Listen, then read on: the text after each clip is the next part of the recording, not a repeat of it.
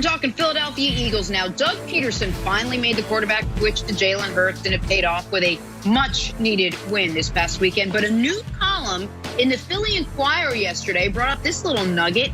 It's likely that one of Doug Pederson or Carson Wentz will return in 2021, but not both. Or in other words, who's your favorite kid? Nick's the only human that actually ever answers that question. Wentz has clearly regressed this season. I told you he'd answer it. It was supposed to be semi-rhetorical. The others know it.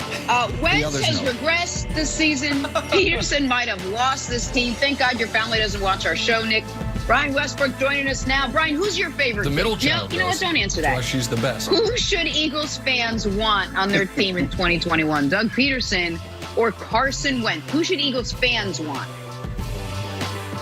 Well, good morning, Jenna. And I love all of my kids the same. And so there's never any favorites here, only when it comes down to who brings me a dessert. So that's my number one kid there. But when you talk about the Eagles fan, I have to say this. If you're a fan of the Eagles, you have to want Carson Wentz to come back, fix Carson Wentz. And there's only one simple reason. In a year in 2021 where the overall salary cap will be decreasing, you can't afford to have $34 million of dead money on your cap if Carson Wentz is not there. You just can't afford to have that. And so in this scenario, you have to bring back Carson Wentz and you get rid of Doug Pederson. Here's what I would do if I'm the Eagles fan, though. I would be rooting for both Carson Wentz and Doug Pederson to come back, because this is what I know about Doug Pederson. In his 5 years being the Eagles head coach, he's won the NFC East 2 times. He's made the playoffs 3 times, and of course the Super Bowl. And this year, he's overcome more adversity, and he's been fought with more adversity than any other coach in the NFL. Many of his games this season, he's played without 9 of his starters on offense. That means he's gone into games, multiple games, with only Jason Kelce, their center, and Carson Wentz, their quarterback, from their starting group at the beginning of the season. It's just hard to compete in this league with playing with that many backups. The other thing that Doug Pederson has simply overcome is a lack of talent on their roster. Think about this. In the last 4 seasons, they've had 28 draft picks, 28. Only 4 players out of those 28 players are quality starters for this football team. So when you combine the COVID, you combine a lot of the injuries, you combine the draft picks, now I have to say that Doug Pederson should have another opportunity to come back as a head coach. Here's a question that Jeffrey Lurie has to get answered, though. Can you fix Carson Wentz? And if you answer that question correctly, then at that point, I'm bringing back Doug Pederson and Carson Wentz in 2021. Ooh, you said a lot there, B. A lot of validity behind what you said, but the real answer and the right answer is Doug Pederson. That's who you bring back.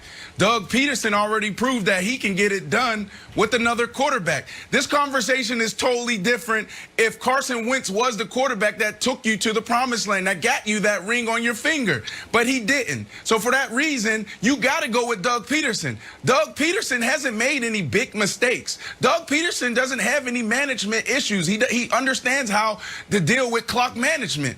So what has he really done wrong? And you said it, B. Like those issues that they have on, on the defensive side and depth at the wide receiver, that's on Howie Roseman. That's who that's on. He doesn't control the roster. So when you look at this, if you're going to pick, you got to go with Doug Pederson, Nick, because when you look at the quarterback position, it's almost like marriage. It's complicated if you have too many things going on outside of marriage, man. Like that's just not right. Don't do it. So when you look at the quarterback position, you're married. Agreed. You're married to that person. That's right. You're married to that person. Yeah. So when you look at it, what happens if you bring both of those quarterbacks back? You got Jalen Hurts. You got Jalen Hurts, and you also got Carson Wentz sitting there. So let's say we go with Carson Wentz. Yeah. Carson Wentz throws one bad throw. He throws an interception. Everybody in Philly's going to be asking for Jalen. Everybody's asking for Jalen. Right. This is correct. Right. And so it's Brandon, too messy. This is so. I think Brian, as much as I adore him, I think Brian got 2 things dead wrong. The first one is Brian might not have a best child, but he certainly has a worst child. It's Brian Jr., who attacked the committee and attacked the team weeks ago, and it will not be forgotten. Yeah, little Brian. So little Brian is clearly bottom on the depth chart. That's first of all. Second of all is this. Carson Wentz is $34 million if he's on your roster next year or if you trade him. It's like an $800,000 savings if you trade him. So that money is spent. The question is, do you want a clean cap for 2022? Now, if Jalen Hurts just falls on his face and falls apart over the final 3 games, then sure, I guess you can bring Carson Wentz back.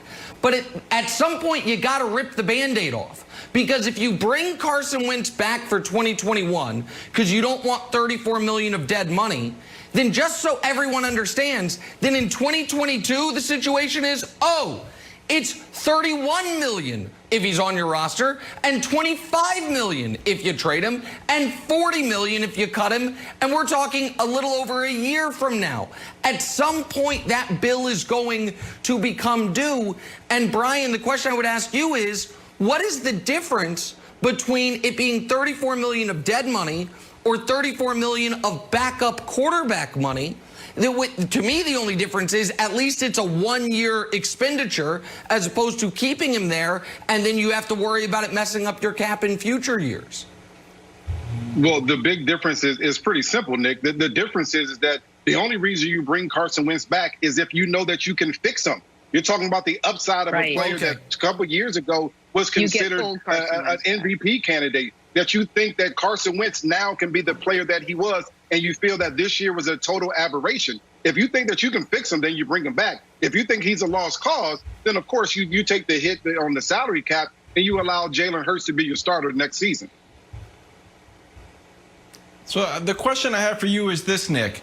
When we look at, like, reclamation projects, there was 2 big reclamation projects. Cam Newton came to New England for $1 million. Jameis went to New Orleans for $1 million. If you're running a team, and suppose I work for you, like, hey, buddy, I got a great reclamation project. I think I can figure it out. And you're like, who is it? I'm like, Carson Wentz. It only costs us $34 million, but maybe we get a pick out of it. Wouldn't you be like, huh? Like, no, I'm not into that. So I would, if I'm trying to sell that, I would say, I've got a great reclamation project. He can be the next Ryan Tannehill. Not the next Cam or the next Jameis. A guy who, you know, it showed minor flashes. Okay. Carson obviously showed more than Tannehill did in Miami. And then that can turn into a legitimate starting quarterback. And if I don't want to get too nerdy on the cap stuff. If he's traded, you're right. Tannehill was traded as a backup and then ended up starting. That's a good point. But if Carson Wentz is traded, the contract turns into $24 million a year over 4 years with the first 2 years guaranteed. That might sound like a ton, but right now the Colts, for instance, are paying, forget Phillip Rivers, Jacoby Brissett, $21 million of their cap. The Jags a year and a half ago signed up to pay Nick Foles $23 million a year. So I do think there will be a team that might have some interest in Wentz if the Eagles decide to make him available, which I think they should and I think they will.